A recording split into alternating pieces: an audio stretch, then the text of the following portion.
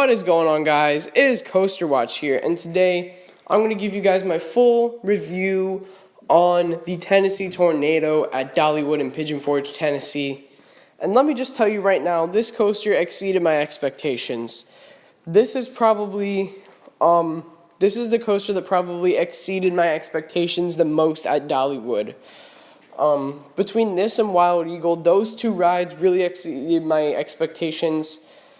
Lightning Rod, I already had high expectations for it. I went into it thinking it was the best roller coaster on earth, and that's what I got. But anyways, we're focusing on Tennessee Tornado right now. So when you look at this coaster, you're either going to think it's very rough, it's not very intense, and it's uncomfortable, and it just won't be a fun ride. That is the complete opposite. Guys, this coaster is really, really fun. I had an awesome experience on it. So I'm just going to take you through the full experience of the ride. So you're going to walk up to this aluminum looking building. It's a weird station building, but it's whatever. So you're going to walk up, and then you're going to walk straight into switchbacks.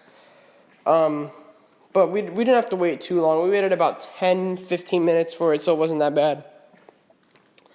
They're most likely going to be running one train. That was the problem with this coaster. They're running one train when I was there, and the line was getting a little bit long later in the day. It was about 30-40 minutes when I tried to ride again. Yeah, so that kind of sucked. But this ride is fantastic. Don't worry about that. So there's probably going to be a ride up standing there, but he's most likely going to let you choose your row. So we got the second to last row. I don't know why we just didn't go in the back. The second to last was shortest, and that's where my brother wanted to go, so we went there. So you're just going to roll through this first section of the ride. You're going to roll out of the station, make a left-hand non-bank turn, and it's just really nice. You're going through, and there's just all these autumn leaves around you, and this forest, and all these big mountains around you. It's a really nice scene. So then you start heading up this lift hill, and you hit this small pre-drop section of the ride. So if you're not very familiar with this ride and you're sitting in the back row, you're actually gonna be pretty blown away by this drop. Considering this is an aero coaster, this thing has a phenomenal drop. So you're gonna go into this small pre-drop, which you're gonna think this is the drop, and you're gonna be like, wait, what the heck?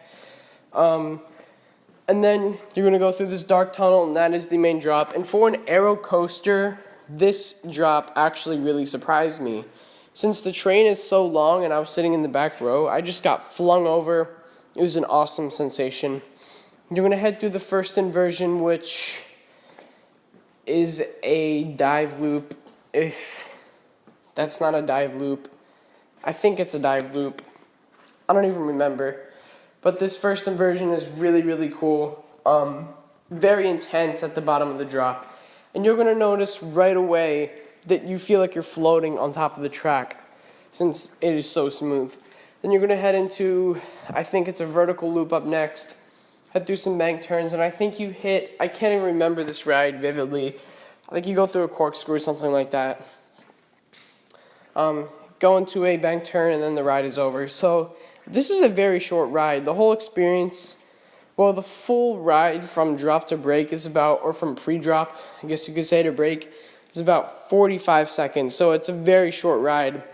But it is fun, man. Wow. That was a surprisingly intense coaster. That's the most intense aero I've been on. And I've been on two other aeros. One was Loch Ness Monster, and one was Big Bad Wolf. So I've been on some of the better aeros, and I've heard that this is probably one of the best aero loopers of all time. Definitely, this is more intense than probably half the B&Ms I've ridden, which is really surprising. More intense than the one Intamin I've ridden, so that's pretty cool. But this is just an awesome roller coaster. Very smooth, very intense. This coaster just has it all. Now, if there were two complaints I would have against this coaster, it would be the comfort. The two The two complaints I have about this coaster are the trains and the duration. The duration is very, very short. So, I mean, I've seen some comments that said this was supposed to have a longer layout and there's going to be like an added, Immelman, not an Immelman, just like some added corkscrews and I think like a, Batwing or something. That would have been awesome. That would have made the ride a lot better, but they just didn't do it. Come on, Dollywood. But then the trains, these are your aero trains, so they're going to be a little bit uncomfortable in the upper body. And since I have long legs, my knees were like practically in my face. And the cars were shaped so weird, I didn't know where to put my legs. I didn't know if I was supposed to put them like flat on the ground or like push them forward like I was driving a car or something. I didn't really know what I was supposed to do.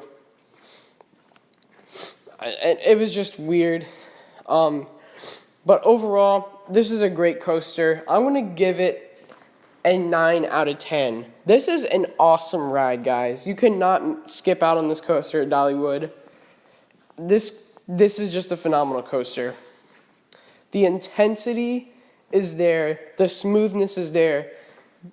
You can feel those forces, man. Like I think I almost grayed out once. I didn't, surprisingly.